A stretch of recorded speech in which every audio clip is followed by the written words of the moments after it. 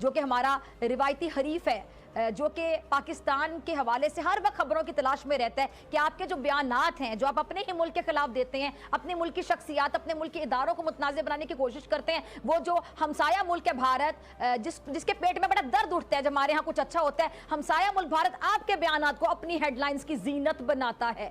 अगर दुश्मन आपकी जो बातें हैं उनको हेडलाइंस की जीनत बनाएगा तो किसी तौर पर भी कुछ तमगा हासिल करने के शेख हसीना वाजिद 15 साल से तकरीबन रूल कर रही थी। अब आप इस डेवलपमेंट को कैसे देखते हैं जो आज हुई है? चीमा साहब, मैं समझता हूँ कि एक बहुत सिग्निफिकेंट वाकया हुआ बांग्लादेश के अंदर। उसकी वजह ये है कि this will set up the mode in the rest of the south Asia.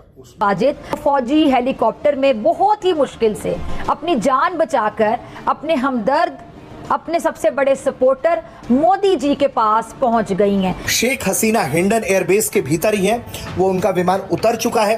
बताया जा रहा है कि उन्हें एक सेफ हाउस में मूव किया गया है और उनकी सुरक्षा के लिए सेना के सबसे घातक कमांडो में से एक माने जाने वाले गरुड़ कमांडो को लगाया गया है। टेबल टॉक के थ्रू अपनी बात मनवाते हैं, ठीक है, इसे क्योंकि पाकिस्तान देख लें कई लड़ाई झगड़े के बगैर कायदे आजम ने through dialogues law and order को फॉलो करते हुए बनाया था।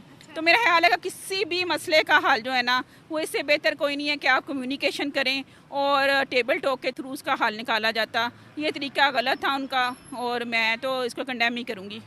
मेरा ख्याल है जो कुर्बानी देते हैं उनको याद रखना चाहिए और उनको रिवार्ड मिलना चाहिए। ठीक, जमात इस्लामी को बैन कर दिया गया, तो जो बेसिक सेंटिमेंट्स थे बजाय बेहतरी की तरफ जाते हैं। मैं चीमा साहब हमेशा इस चीज़ पर बिलीव करता हूँ। जय हिंद दोस्तों, हिंदुस्तान वाला में स्वागत है। दोस्तों आपको बता दें कि जिस तरीके से बांग्लादेश के हालात हो चुके हैं, देख सकते हैं किस तरीके से कि पीएम आवास पर जो है वहाँ पे धावा बोला गया और वहाँ पे भी तोड़ फोड़ किया गया, आगजनी किया गया। बिल्कुल जो है इस बार जो है वो बांग्लादेश जो है इस बार बोलते हैं दोस्तों कि वो कर्ज में चला जाएगा, क्योंकि वहाँ के हालात देख सकते हैं किस तरीके से।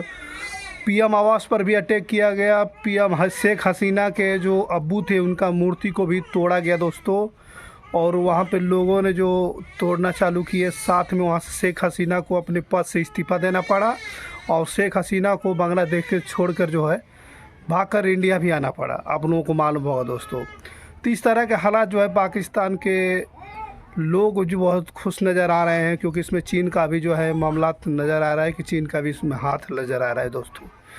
तो इस बार जो है बांग्लादेश पे बहुत ही बड़ा संकट आ चुका है। इस संकट में जो है भारत जो है वो बांग्लादेश के साथ खड़ा है दोस्तों, और लेकिन वहाँ आगजनी और तोड़ फोड़ जो है ज़्यादातर पे लगा कि आप जब तक रियल ग्रास रूट इशू को सही तरीके से हैंडल नहीं करेंगे तो फिर इसी तरह होगा। नहीं याद करें, देखनी पड़ सकती है, क्योंकि जो कुछ वहाँ पर हो रहा है उनके साथ बलोचिस्तान में लोगों के साथ जो कुछ हो रहा है वो कभी ना कभी ये शक्ल बन जाएगी जो भी बांग्लादेश, हाँ, जो बांग्लादेश में है ये शक्ल बननी। इसने ईस्ट पाकिस्तान को बांग्लादेश बनाया था और एक जमाने में दोस्तों पाकिस्तानी फौज ने इसके परिवार की हत्या की साजिश करी थी और भारतीय सेना थी जो इनके पूरे परिवार को सेफली वहां से निकाल के। देखें, आपने शेख हसीना उसकी वाजिद की बात की, आप देखें है कौन वो। सबसे पहली बात है कि वो है कौन, किसकी बेटी है? शेख मुजीबुर रहमान की बेटी है। तो वो अभी उसने अपने बाप का बदला लेने के लिए ये सारी गेम रचाई। इंडिया के जरिए वो आई, इंडिया लाने वाला उससे सब कुछ करने वाले। बैक पे कौन है पहले ये देखे ना, उसकी बैक पे कौन है। लेकिन वो तो वोटिंग सिस्टम से आई ना। वोटिंग छोड़ दे, वोट अगर वहाँ वोटिंग में धांधली होती तो इस पर एक अलग से इशू खड़ा होता, लेकिन वहाँ पर नहीं हुआ। काबी में सियासी क़ुव्वत का मुजाहरा। वज़ीर आला खैबर पख्तूनख्वा अली अमीन गन्नापुर ने इस्लामाबाद में जलसे का ऐलान कर दिया। कहा एनओसी ना मिला तो डी चौक में मैदान सजाएंगे। बैरिस्टर गौहर खान बोले, बानी पीटीआई ने कहा चढ़ाई नहीं मुज़ाकरात चाहते हैं। मुखालिफाना रवैये पर कंट्री लेवल पे आपके इक्तिसादी तौर पे, मुआशी तौर पे, बिजनेस पॉइंट ऑफ व्यू से इन्वेस्टर्स इन्वेस्ट नहीं करते, ठीक है। आपकी इकोनॉमी जो है वो जो है ना डेवलपिंग पॉइंट ऑफ व्यू से फिर जो बैकडोर आ जाते हैं। तो मेरा ख्याल है कि ऐसा नहीं होना चाहिए। इस पे खुशी मनाने की बजाय ना कहने चाहिए था कि कोई टेबल टॉक के थ्रू अपनी बात मनवाते हैं, ठीक है, इसे क्योंकि पाकिस्तान देख लें कई लड़ाई झगड़े के बगैर कायदे आजम ने through dialogues law and order को फॉलो करते हुए बनाया था। तो मेरा ख्याल है कि किसी भी मसले का हल जो है ना वो इससे बेहतर कोई नहीं है कि आप कम्युनिकेशन करें और टेबल टॉक के थ्रू उसका हल निकाला जाता। ये तरीका गलत था उनका और मैं तो इसको कंडेम ही करूँगी। शेख हसीना चली गई हैं अपनी बहन के साथ इंडिया, वो वहाँ लैंड हो चुके हैं, इस बारे में क्या कहती हैं आप? अब वो किस पॉइंट ऑफ व्यू से गई हैं, प्रोटेक्शन के पॉइंट ऑफ व्यू से गई हैं या किस तरह से गई हैं? अगर आप इस पे थोड़ा एक्शन के पॉइंट ऑफ व्यू से गए, क्योंकि एक तो उनकी फ्रेंडशिप इंडिया के साथ काफ़ी ज़्यादा अच्छी है, तो उनको सबसे पहला जो मुल्क नज़र आया वो इंडिया नज़र आया, इसीलिए वो अपनी बहन को लेकर लैंड हो गई इंडिया के अंदर। तो मेरा ख्याल है कि मुस्लिम कंट्री को चाहिए कि बजाय इसके कि इंडिया उन्हें प्रोटेक्शन दे रहा है, हमें प्रोटेक्शन देना चाहिए था उन्हें, क्योंकि जो पाकिस्तानी हैं वो हम मुस्लिम भी हैं, ठीक है ना। तो मुस्लिम बेस पे भी और ये बांग्लादेश पहले पाकिस्तान का हिस्सा भी रहा है, ठीक है, और हमारे नेबर्स भी हैं। तो हमारी टर्म्स एंड कंडीशन उनके साथ इंडिया की निस्बत ज़्यादा अच्छी होनी चाहिए थी। उस बेचारी पे मतलब ऐसे हालात पैदा हो गए कि वो हमसे ज़्यादा ट्रस्ट इंडिया पे कर रही है। वो उन्होंने हमारे अगेंस्ट 1971 की जंग जो थी वो पाकिस्तान के अगेंस्ट ही थी ना, तो उन्होंने उस जंग में लड़ने वालों के लिए जो है वो 30% रिजर्वेशन सीट्स, जॉब का कोटा था वो रखा था। 1971 जैसी कोई सिचुएशन देखनी पड़ सकती है, और देखनी पड़ सकती है, क्योंकि जो कुछ वहाँ पर हो रहा है उनके साथ बलोचिस्तान में लोगों के साथ जो कुछ हो रहा है वो कभी ना कभी ये शक्ल बन जाएगी जो भी बांग्लादेश जो बांग्लादेश में है। ये शक्ल बननी है, ये पंजाब में भी बननी है, बलोचिस्तान में भी बननी है, सिंध में भी बननी है, और इसे बहुत पहले बन जाना चाहिए था।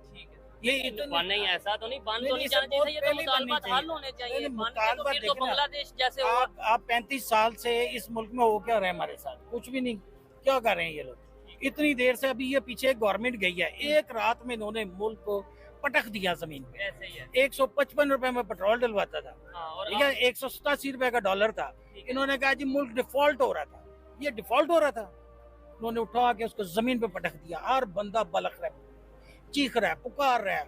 इतनी ज्यादा यहाँ पर देखे ना खुदकशियां हो रही हैं, किसी दौर में हुई हैं। बिजली के बिलों को लेके बस सिर्फ बिजली गुर्बत की वजह से हो रही है, रोजगार नहीं है। दोस्तों इस तरह के हालात बांग्लादेश के हो चुके हैं, वहाँ पे बहुत ही ज़्यादा आक्रोश का नज़र आ रहा है। दोस्तों आपको मालूम होगा कि बांग्लादेश में इस समय आर्थिक स्थिति सही नहीं है। बांग्लादेश जो है लगता है इस बार भी जो है बिल्कुल ही जो है वो चला जाएगा, और हमें तो ऐसा भी लग रहा है कि वहाँ से कुछ शरणार्थी जो है वो भारत में भी आ सकते हैं। क्या भारत में घुस पाएंगे या नहीं इसके बारे में तो अभी मुझे भी जानकारी नहीं है, लेकिन वहाँ पे जो है बहुत ही ज़्यादा जो है लोग हैरान हो चुके हैं लोगों। दोस्तों आपको सुना होगा कि न्यूज़ में कि काफ़ी ज़्यादा जो है वहाँ पे लोगों को संख्या में लोग जो है वो मारे जा रहे हैं। वहाँ पे इतना सरकार वहाँ की इतने घाटे में चली गई है दोस्तों कि सोचिए कि पीएम आवास पर भी हमला हुआ, साथ में शेख हसीना को इस्तीफ़ा देना पड़ा। शेख हसीना जो है वो 15 साल से जो है दोस्तों 15 साल कम नहीं होता है, 15 साल से बांग्लादेश में जो है पीएम पद रह चुकी हैं दोस्तों, लेकिन उनको भी जो है वहाँ से इस्तीफ़ा देकर जो है वहाँ से भागना पड़ा दोस्तों, ये तक दे सकते हैं। तो इस तरह के हालात जो है वो बांग्लादेश के अंदर हो चुके हैं, जिसके वजह से वहाँ के लोग जो है वहाँ पे भागने के जो है वो मजबूर हो चुके हैं। तो यही हालात हो चुका है बांग्लादेश का, और बांग्लादेश के लोग जो है पीएम को शेख हसीना को भी ढूंढ रहे हैं मारने के लिए, उसके आवास पे भी